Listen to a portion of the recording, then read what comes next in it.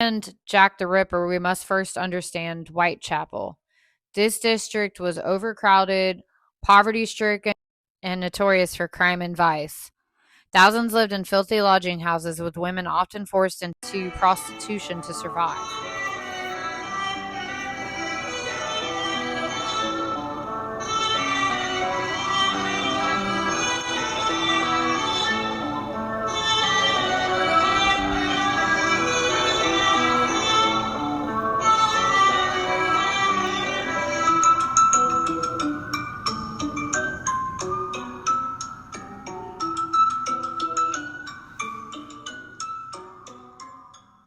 The first victim was Marianne Nichols, known as Polly, a 43-year-old mother who had fallen on hard times. Mary Ann Nichols was born Mary Ann Walker on the 26th of August, 1845 in London. When she turned 18, she married a printer's machinist named William Nichols. The couple briefly lived in their own place before residing with Mary Ann's father. Between 1866 and 1879, the couple would have 5 children: Edward, Percy, Eliza, Alice, and Henry. In September of 1880, the couple moved into their own home, but separated shortly after. William would later relocate with 4 of their children. Marianne's father would accuse him of leaving his daughter because of an affair that William had had, but William insisted that their marital troubles were caused by Marianne's heavy drinking and that she had deserted him and turned to prostitution. Over the following years, she amassed a lengthy police record for minor offenses such as drunkenness, disorderly conduct, and prostitution. She lived in Lambeth Workhouse in May 1881, but left the same year, later returning in April of 1882. In 1883, Mary Ann lived with her father for a few months, but she left after they had an argument. William initially paid Mary Ann's spousal support as required by law, but stopped paying when he found out she was working as a prostitute. Mary Ann attempted to get the Lambeth Union to collect the money on her behalf, and when that didn't work, she got the parish authorities involved. When the parish authorities attempted to collect the money, though, William explained Mary Ann had abandoned their children, was living with another man, and had turned to prostitution. As he did not have to support her if she was receiving money through illicit means, she no longer received any support from him. Mary Ann spent her next few years living in workhouses and birdhouses, living off of charitable handouts and her meager earnings as a prostitute. But she spent most of it on alcohol. By 1887, she had developed a relationship with a widower and a father of 3 named Thomas Stewart Drew. But the couple separated later that year in October. By December of 1887, she had begun sleeping in Trafalgar Square. She was homeless. The clearance of the area on December 19th, however, meant Mary Ann would go back to the Lambeth Workhouse, but she only stayed 2 weeks this time. In April of 1888, she would find work as a domestic servant and write her father telling him the place was great, but it would be short-lived. The people were teetotalers and she was an alcoholic. So that summer, she was sharing a bed in Spitalfield at a common lodging house with an elderly woman who went by Nellie, but by August 24th, she had relocated to an alternative lodging house in Whitechapel. At 11 p.m. on August 30th, Mary Ann was seen walking along Whitechapel Road, where she visited the Frying Pan Public House, but left at 12:30 a.m. She returned to the lodging house she had been staying at around 1:20 a.m., but the deputy lodging housekeeper spotted her around 2:10 a.m. and asked her for the money for her bed. When she didn't have the money, she was told to leave. She pointed to her new black bonnet and said she would soon have her money for the bed and left. At 2:30 a.m., she would run into Nellie, the elderly lady with whom she had shared a bed. Nellie tried to convince her to return back to the house with her, but Mary Ann said she had her bed money 3 times already and spent it. Nellie noticed she was visibly drunk at one point, slumping against the wall of a grocer, but Mary Ann seemed unconcerned with getting her bed money, and the ladies parted ways. This would be the last time Mary Ann, known as Polly, would be seen alive.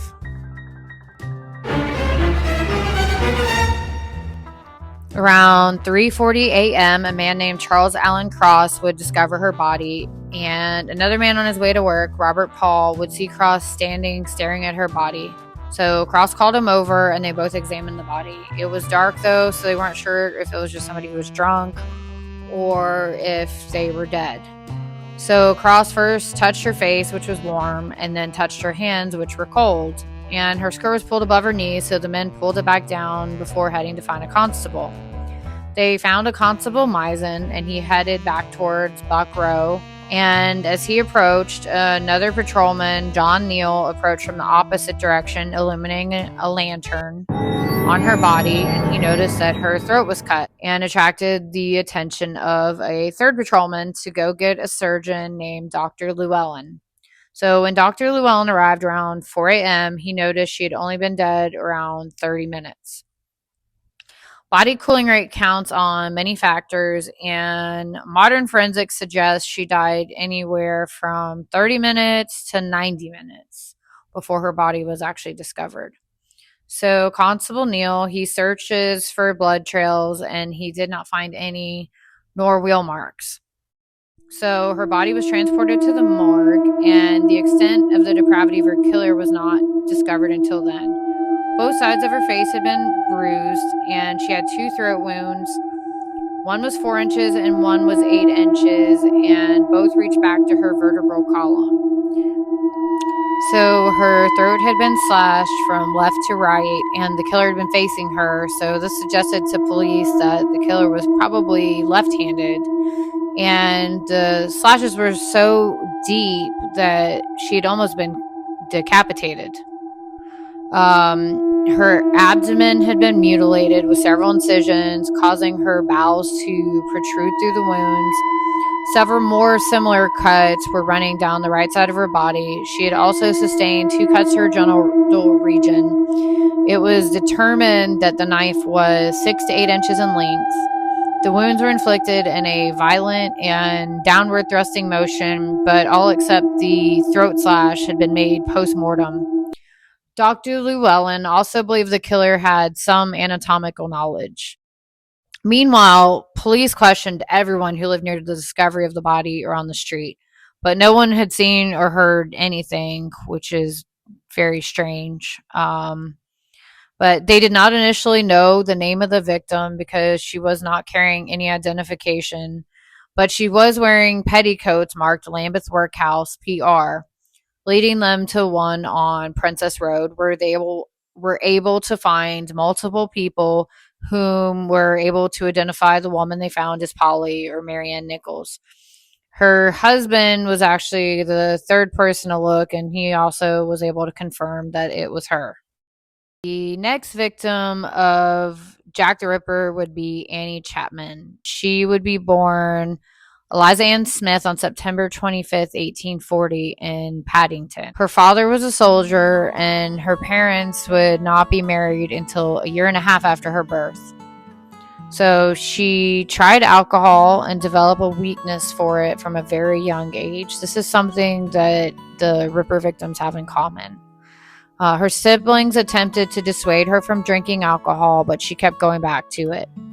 In 1861, her family relocated to the parish of Clewer, but Annie stayed behind, possibly because of her work at the time as a domestic servant. In 1863, her father accompanied his employer to a horse racing event. He would commit suicide that night by slitting his throat. This would only mark the beginning of a life consumed by tragedy. In 1869, in May of that year, Annie married John James Chapman, who was related to her mother. What? The couple lived in various West London addresses over their marriage and had 3 children: Emily Ruth in June of 1870, Annie Georgina in June of 1873, and a son, John Alfred, in November of 1880.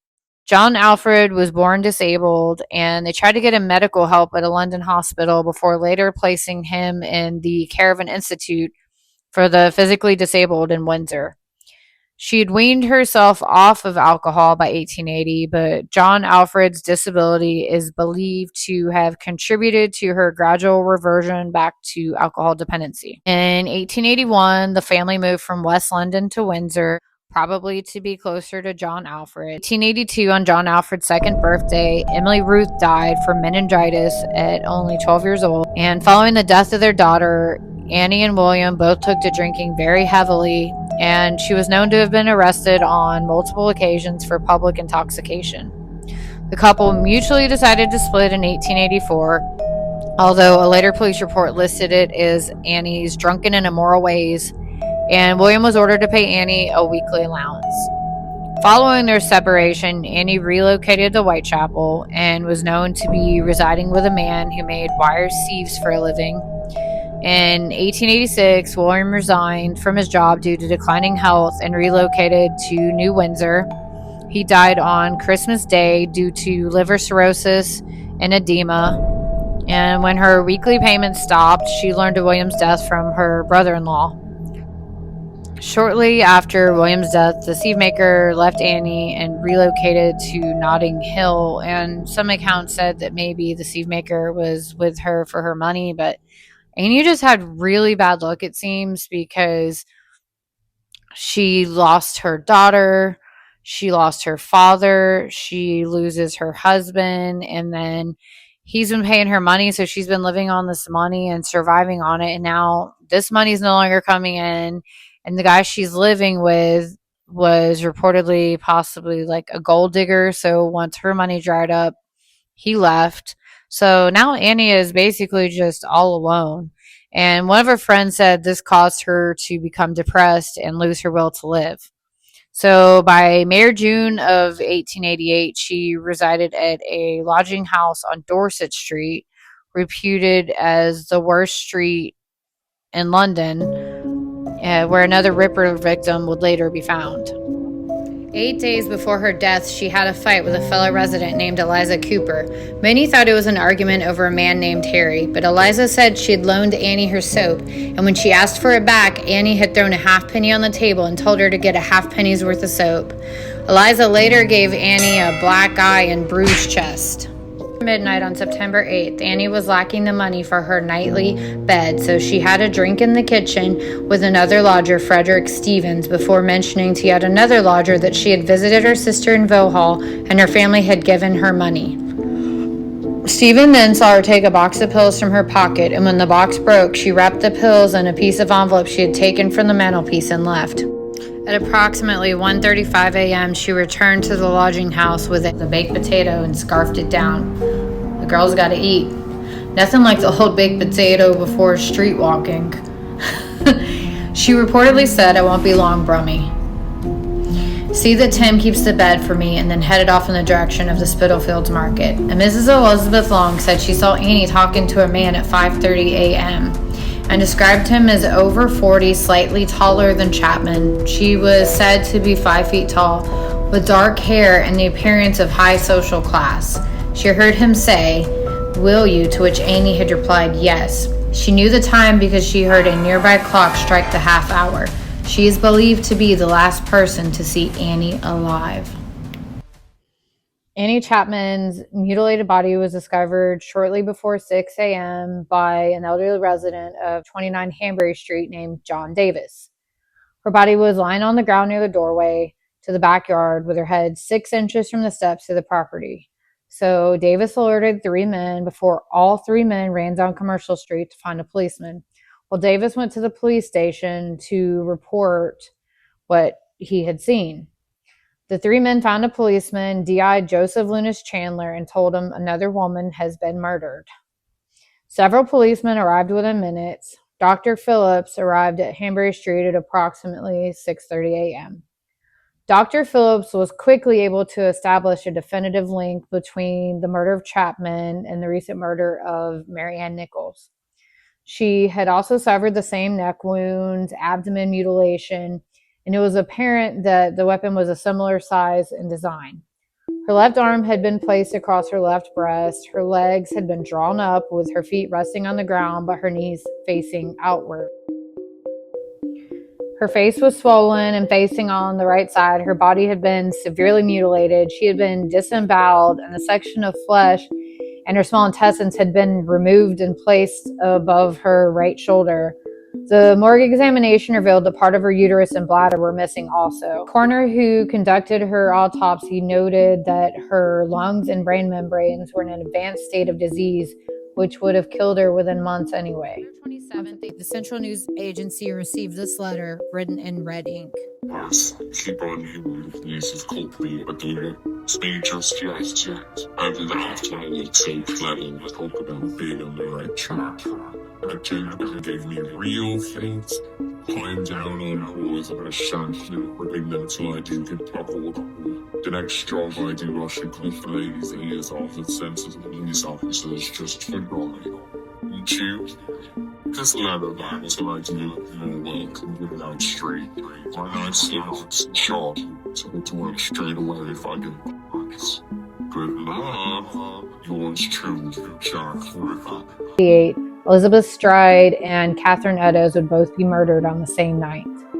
Stride was born Elizabeth Gustav's daughter on November 27, 1843, a small farm west of Gothenburg, Sweden. Stride became a prostitute earlier in life than the other victims, and police records from Gothenburg in March of 1865 confirm this. 1 month later, she would give birth to a stillborn baby girl. 1966, she moved from Gothenburg to London. She learned both English and Yiddish in addition to her native Swedish. She would briefly date a policeman before marrying John Thomas Stride in March of 1869, 22 years her senior. The couple had no children, and together they operated a coffee shop in Poplar, East London, and John supplemented their income by continuing his trade as a carpenter. By 1874, their marriage had begun to deteriorate, and the following year, John would sell their coffee shop, likely due to financial troubles. Their relationship would be off again, on again from 1877 until 1881 when they permanently separated. In October of 1884, John Stride died of tuberculosis, but Elizabeth, or Long Liz as she was known, would tell people he had died along with 2 of their children in the sinking of the Princess Alice in the River Thames. She would claim to have been kicked in the teeth while climbing to safety, causing a permanent stutter. In 1885, she began a tumultuous relationship with Michael Kidney. She lived with him, but they regularly separated, with Liz living in local lodging houses before returning to Kidney. In April of 1887, she filed an assault charge against Kidney, but failed to show up on this, and the case was dismissed. On September 26, Stride and Kidney separated again, and she told a fellow lodger, Catherine Lane, that her and Kidney had had a few words. At 6:30 p.m. on September 29th, Stride and Elizabeth Tanner briefly visited the Queen's Head pub before returning alone to the lodging house. She was seen throughout the night with multiple clients or acquaintances, and around 11:30 p.m., she was seen kissing a decently dressed man, whom was overheard saying, "You would say anything but your prayers to her." At 12:35, a police constable saw her standing with a man wearing a hard felt hat and an 18-inch long package, but saw nothing suspicious and continued on his beat. Between 12:35 and 12:45, a dock worker named James Brown saw a woman he believed to be Stride standing against a wall at the corner of Berner Street, speaking with a man of average build in a long black coat, saying, "No, not tonight, some other night." At approximately 1 a.m., Stride's body was discovered in the adjacent Dutfield yard by Louis D.M. Schutz. He had driven into the yard with his horse and 2-wheeled cart when his horse shied to the left to avoid what appeared to be a bundle in the road. He reportedly attempted to lift the object with his whip handle before leaving his cart. He lit a match which illuminated her body before running inside the Working Men's Educational Club to check on his wife. Several witnesses said they had left between 12:40 and 12:50 a.m. and had noticed nothing amiss. It is believed D.M. Schutz may have scared off the killer, and this would be why he would claim another victim that night. She was still bleeding when she was found, and she only had a single throat slash from what appeared to be a small blade. She was not mutilated, and they thought it was because the killer was interrupted. The throat slash was only one slash and not two. Personally, I think she was killed by Michael Kidney. Their separation had only occurred 4 days prior, and these murders were widely publicized. It seems like a copycat to me. Almost 140 years ago, when this happened, it would be way more publicized in the newspapers with details of the killer, so it was a lot easier for somebody to be a potential copycat. Now, I did look into Michael Kidney, and the police cleared him as a suspect, but his alibi is not on file. And back then, a lot of the time, they would just ask witnesses, and they didn't have forensics and modern things like they do today. So somebody might have just vouched for him, and I still think it's possible that he was the actual killer of Elizabeth Stride and not a Ripper victim, especially the fact that she was not mutilated. Catherine's murder occurred less than an hour after Elizabeth Stride's, fueling panic throughout London. Police believe the Ripper had struck twice in one night. Catherine Eddowes was born on April 14, 1842 in Wolverhampton, England. Known to her friends as Kate, she grew up in poverty like so many in Victorian England, as her family life fractured and she eventually made her way to London. Despite the hardships, Catherine was remembered as witty, spirited, and even mischievous. She sang ballads in the street to earn pennies and was described as a woman with a lively personality who could make people laugh. But life was unkind, and like many in Whitechapel, Catherine struggled with alcohol and lived a transient existence. She had 3 children with her common-law husband, Thomas Conway, but by 1881, their relationship had broken down. Catherine later took up with another man, John Kelly, and together they drifted between lodging houses, often living hand to mouth. On the evening of September 29, 1888, Catherine and John Kelly parted ways. She told him she planned to try and earn money to pay for a bed for the night. Instead, she was arrested near Aldgate High Street around 8:30 p.m. for drunkenness. At the Bishopsgate police station, Catherine gave officers a false name, Mary Ann Kelly. She was held for several hours until she sobered up. At 1 a.m. on September 30th, she was released. What happened next sealed her fate. Just 45 minutes later, Catherine's body was discovered in Mitre Square. She had been savagely mutilated, body torn open. This murder showed an escalation in brutality, even more vicious than Jack the Ripper's earlier crimes. The killer removed a kidney, which was never recovered. In the following hours, investigators scoured Mitre Square, hoping to find clues, but as with the other Ripper killings, no one saw the murderer. Later that morning, a piece of her blood-stained apron was found in Goulston Street near a doorway where a mysterious chalk message was scrawled. The Jews are the men that will not be blamed for nothing. Its meaning remains one of the greatest mysteries of the case. Just days later, on October 1st, the Central News Agency received a postcard in the same handwriting. Holding dear balls when I gave you the tip. You'll hear about Saucy Jackie's work tomorrow. Double event this time. Number 1 squealed a bit, couldn't finish straight off. Had no time to get ears for police. Thanks for keeping last letter back till I got to work again. Jack the Ripper. The double event referred to the murders of Elizabeth Stride and Catherine Eddowes, both killed on the same night. The writer even referenced cutting ears, something attempted on Eddowes. Then came the most disturbing letter of all. On October 16th, George Lusk, chairman of the Whitechapel Vigilance Committee, received a small parcel. Inside was a letter written in crude handwriting and half of a preserved human kidney. So I send you half the kidney I took from Buffalo, preserved it for you to your other piece I fried, and ate. It was very nice, and I sent you the bloody knife that took it out to be able to bring to Wild Harbor. Signed, catch me when you can, Mr. Lusk. The kidney was examined by doctors who agreed it was human. Whether it belonged to Catherine Eddowes, the Ripper's 4th victim, remains uncertain. But this letter, unlike the others, felt raw, real, and terrifyingly intimate. Were these letters authentic? Many historians believe the Dear Boss letter and Saucy Jackie postcard were from the work of a journalist, not the killer. But the From Hell letter, with its gruesome parcel, remains the most likely to be genuine.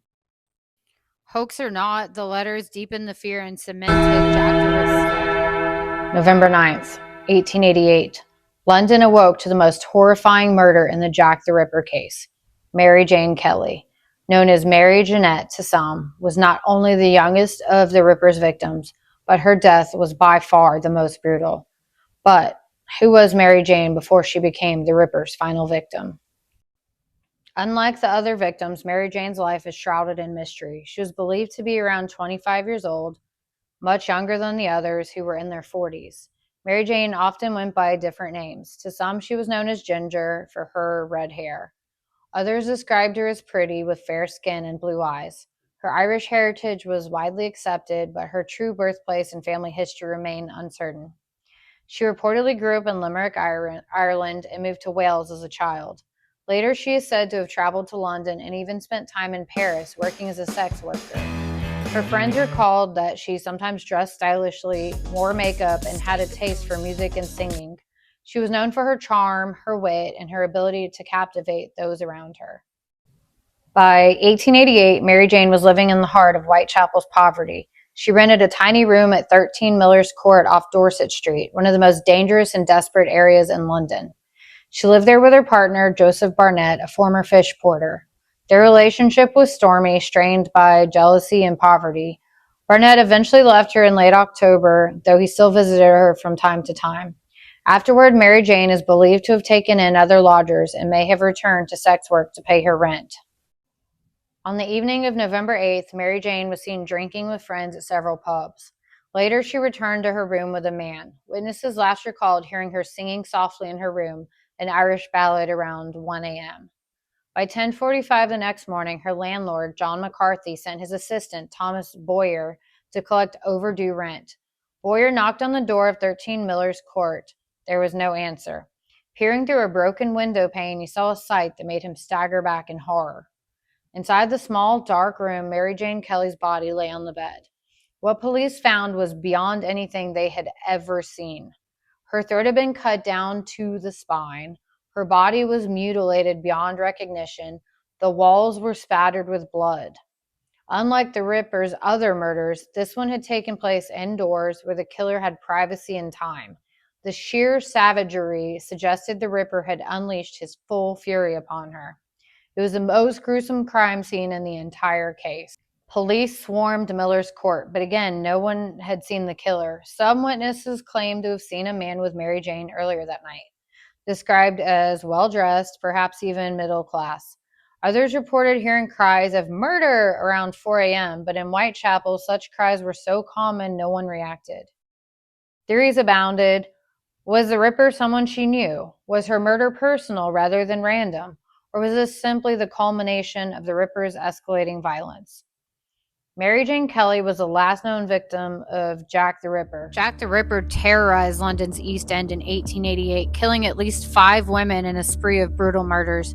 For more than 130 years, investigators, historians, and amateur sleuths have searched for the truth. Let's examine some of the leading suspects, men accused of being the most infamous killer in history. Among them, a troubled school teacher, a mentally ill immigrant, a career criminal, and a German sailor whose crimes reached across the Atlantic.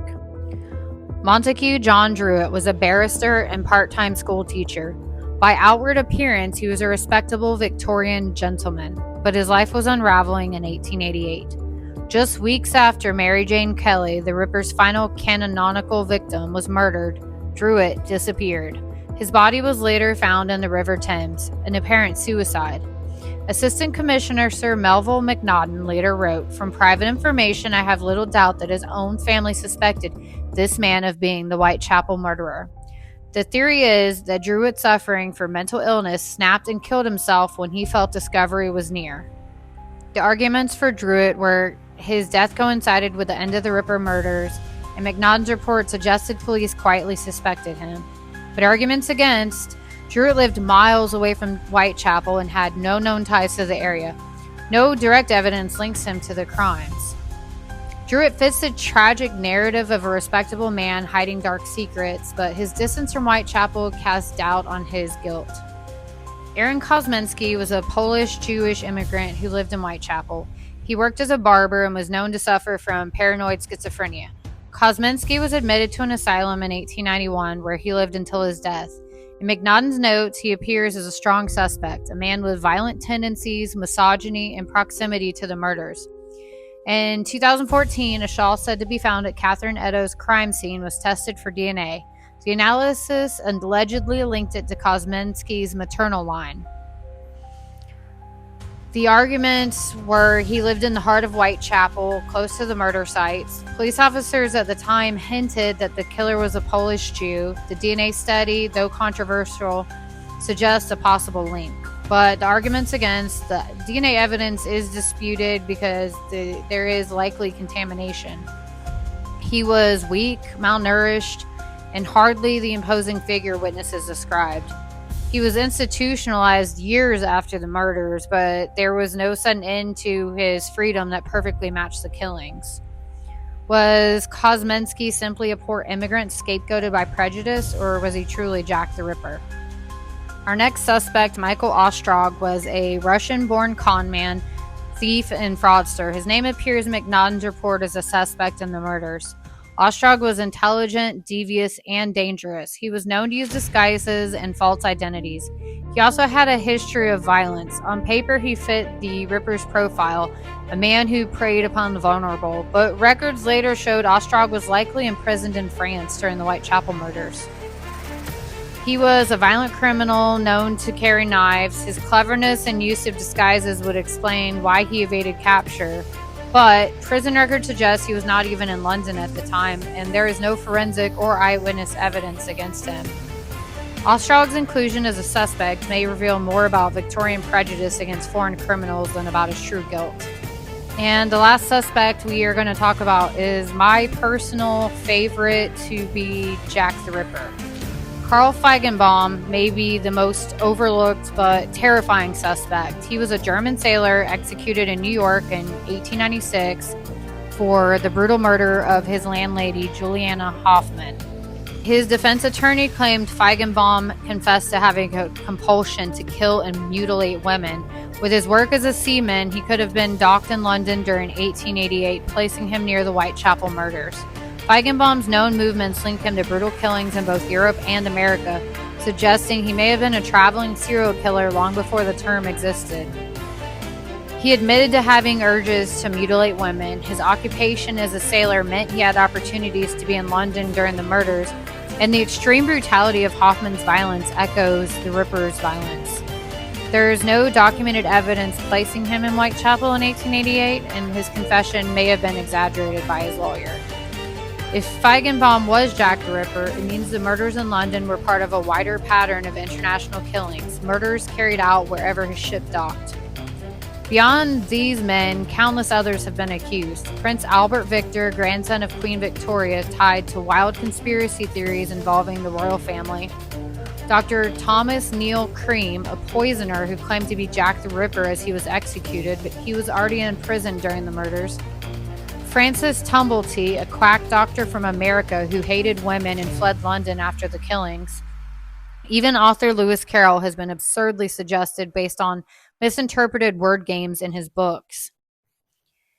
Each new theory has added to the myth, making Jack the Ripper not just a killer, but a canvas for society's darkest fears.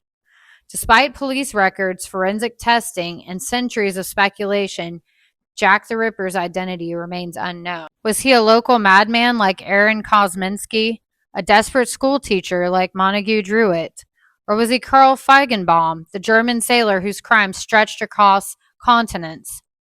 Until new evidence emerges, Jack the Ripper's true face will remain hidden in the fog. Who do you think Jack the Ripper really was? Leave your theories in the comments, and don't forget to subscribe for more investigations into history's darkest mysteries. And don't forget, some ghosts don't stay buried. Join us next time for more Killer Echoes.